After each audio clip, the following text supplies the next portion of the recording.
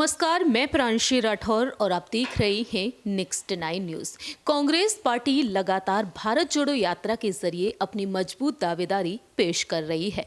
कांग्रेस के पूर्व अध्यक्ष और वायनाड से सांसद राहुल गांधी ने पीएम पद की दावेदारी के लिए खुद को आगे कर लिया है। अपने संघर्ष के जरिए, अपनी भारत जोड़ो यात्रा के जरिए राहुल गांधी की भारत जोड़ो यात्रा जम्मू कश्मीर पहुंच चुकी है। अपने आखिरी पड़ाव पर है ये भारत जोड़ो यात्रा। लगातार भारत जोड़ो यात्रा के जरिए राहुल गांधी तमाम बड़े बड़े संदेश दे रहे हैं और इसी वजह से यूपीए की तरफ से उन्हें पीएम पद की दावेदारी के लिए विपक्ष का चेहरा भी माना जा रहा है। मालूम हो कि साल 2024 में लोकसभा चुनाव होने वाले हैं और इन लोकसभा चुनाव के लिए विपक्ष ने रणनीतियां बनाना शुरू कर दी हैं। ऐसे में देखा जाए तो साल 2023 की शुरुआत से ही चुनावी बिगुल भी फूंक दिया गया है, क्योंकि इसी साल 2023 में 9 राज्यों में विधानसभा चुनाव होने वाले हैं। उन्हीं में से एक है राजस्थान राज्य। राजस्थान में मौजूदा मुख्यमंत्री अशोक गहलोत और पूर्व डिप्टी सीएम सचिन पायलट के बीच जंग छिड़ी हुई है। सचिन पायलट सीएम पद की दावेदारी के लिए शक्ति प्रदर्शन तक करते हुए नजर आए हैं।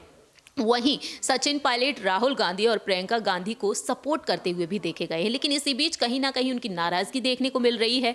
वह यहां पर बैठकों में शामिल होना तक बंद कर चुके हैं। लेकिन दूसरी ही तरफ सचिन पायलट के जो ससुर जी हैं, यानी कि नेशनल कॉन्फ्रेंस के नेता फारूक अब्दुल्ला, वो लगातार राहुल गांधी के समर्थन में उतरे हुए हैं। राहुल गांधी के समर्थन में लगातार वह अपनी बात रख रहे हैं। भारत जोड़ो यात्रा का भी वह हिस्सा बन रहे हैं और अब फारूक अब्दुल्ला ने एक बार फिर से खुलकर अपनी बात रखी है। दरअसल आपको बता दें कि फारूक अब्दुल्ला साफ तौर पर कहते हुए नजर आए हैं कि राहुल गांधी की जो भारत जोड़ो यात्रा है वह काफी ज्यादा शानदार है। इस भारत जोड़ो यात्रा का लक्ष्य देश को एकजुट करना है। ये चुनावी फायदों के लिए समुदाय के बीच नफरत फैलाई जाने के खिलाफ है और लोगों के एक दूसरे के कल्याण के लिए एकजुट होने पर उन्होंने संदेश दिया कि नफरत सिर्फ विपन्नता ही लाएगी।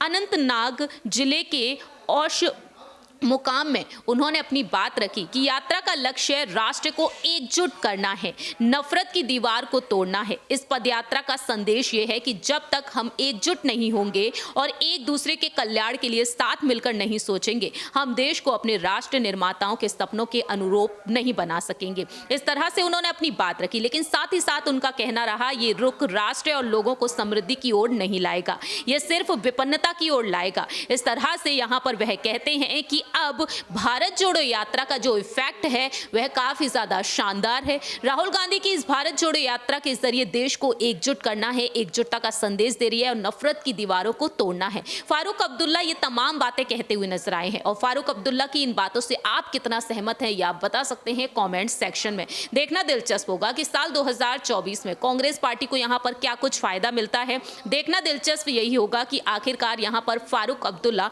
राहुल गांधी के साथ मिलकर यहां पर किस तरीके से सचिन पायलट, अशोक गहलोत, प्रियंका गांधी वाड्रा, सोनिया गांधी, मल्लिकार्जुन खड़गे यहां पर बीजेपी को तमाम बड़ी चुनौती दे पाने में कामयाब होते हैं। हमारी इस रिपोर्ट में इतना ही। बाकी की तमाम अपडेट्स के लिए आप देखते रहिए नेक्स्ट 9 न्यूज।